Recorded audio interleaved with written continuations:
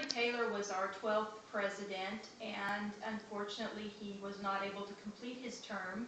He died in office, and the conspiracy theorists have been all over this situation, as they have been with all other presidential deaths, insinuating that he was poisoned by radical pro-slavery elements who wanted to spread slavery into some of the incoming states and territories, and insisting that he wasn't zealous enough in achieving that aim. However, there is no evidence of his being poisoned. What actually happened was that Zachary Taylor was elected in 1848. He had been a war hero, a general in the Mexican War, extremely popular.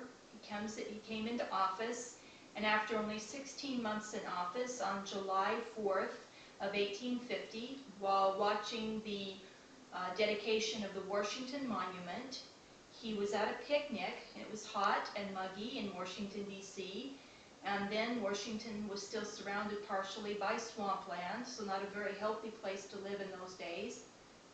While at the picnic at the Washington Monument, the president ate of some of the picnic items that were provided, and later on he went back to the White House and asked for a snack of cold milk and some cherries, which he ate, and within a few hours became extremely sick. After 2 or 3 days, when nature wasn't taking its course, the doctors moved in with the bleeding, blistering, purging, and other remedies of the day, but unfortunately, on July 9th of 1850, Zachary Taylor died, his last words to his wife being, "Don't weep, I'm not afraid to die, I have done my duty."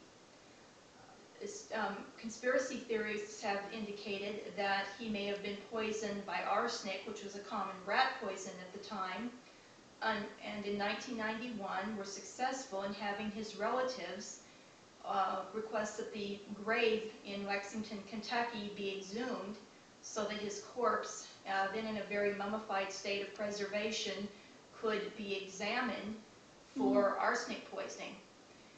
And when the corpse was examined, it was found that there was no such. There is common trace elements of arsenic in every human being, and Zachary had no more in his system than anyone else, and there was no other evidence of any other poisoning.